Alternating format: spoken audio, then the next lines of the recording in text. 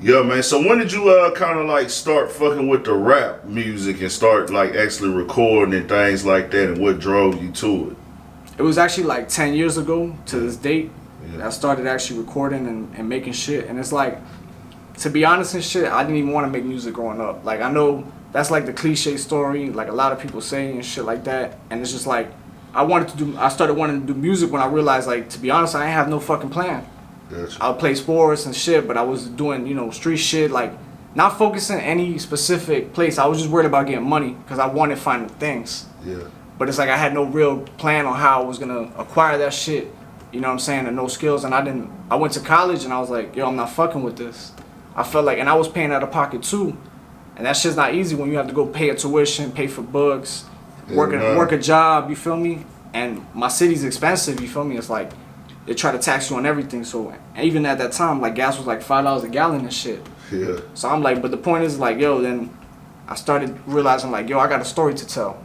You know what I'm saying? Like, it just kicked from me from one day to the next. Like, instead of being frustrated and whatever, not figuring out, I'm like, why don't I just do this? It just snapped. And it actually was better because, like, growing up, the only thing I really liked to do in school was write.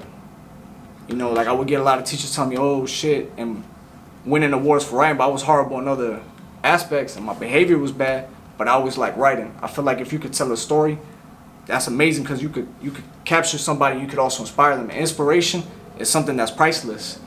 People go and buy inspiration from Gary Vee, a whole bunch of people, they buy inspiration. Thanks. So if you could give them inspiration for the free, you know what I'm saying, or you can inspire somebody, that's priceless. And that's something that they're going to take to the grave with them.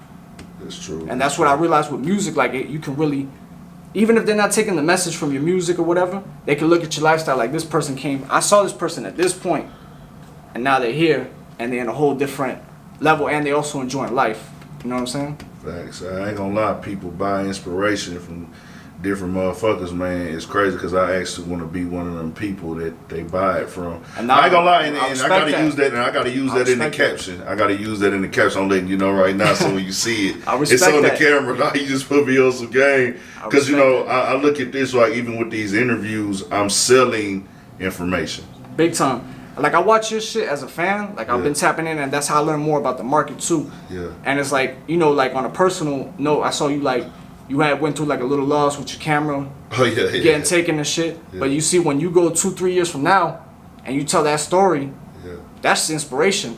Yeah. Because when people, like, there's little things that make the story greater. You feel me? Like, Thanks. You know what I'm saying? Like, calm seas don't make great sailors. You feel me? Like, you got to go through rough shit. You got to go through all types of adversity. Facts. You know what I'm saying? Then once you get to that level, that's when motherfuckers be motivated. Like, oh shit, I seen him. Like, my first major feature was Troy Ave. And I had just walked up some on at the strip club, popped a bottle right next to him. Security wouldn't let me through. I forced my way into that situation. I just kept using that.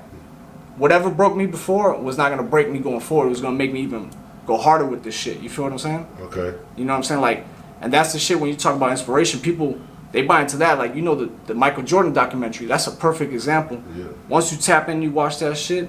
Anybody who's trying to get it on any type of level is like, damn, this is motivation. That's why he was so inspirational. People want to look at people that they see them push themselves further than what's normal. Facts. That's live, man. That's deep. That's real deep, like a motherfucker. I never really. I know that's what it is. But I never just put it in the context and perspective like that. Yeah. But nah, that's the game. You just really gave the game up right there, 100%.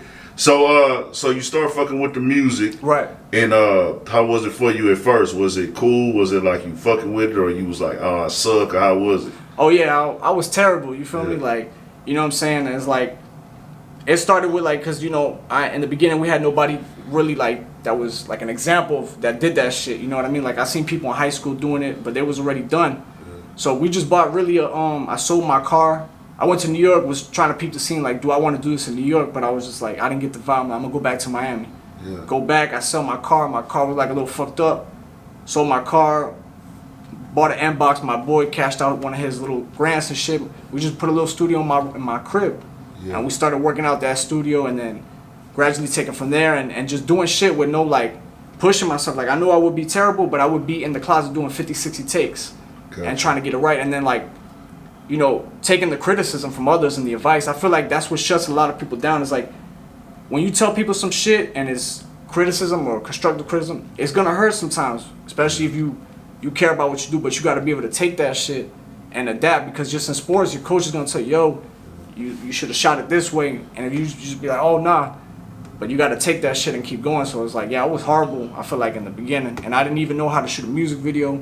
I was all tense because I didn't like cameras. I wasn't into social media.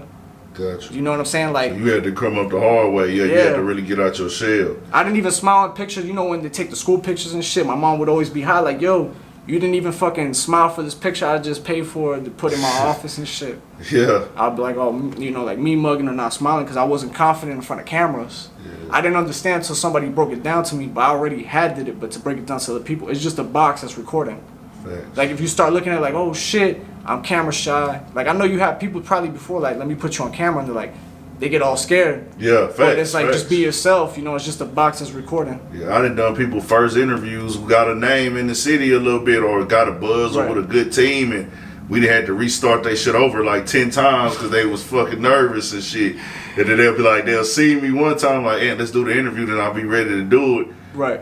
Like, nah, let's do it another day, bro. Like, and I'm like, oh, this nigga scared to do that shit. Right. So, nah, but you gotta be ready for this if you're gonna be a rapper, dog. You gotta be, man, I ain't gonna lie, as a rapper, when it comes to media, and not saying you gotta take pictures with every fan or nothing like that, but you gotta be camera ready at all times. Yeah. Even if you ain't dressed up, you still that person. Niggas don't give a fuck if you hugged out that day. Because they're gonna hold you to that. They're gonna hold you to they want to see what they want. They want to feel like you important, nigga. Like as a fan. So, hey, nigga, I don't give a fuck if you got on flip flops, nigga. Let's take this picture. Like that's what they be on.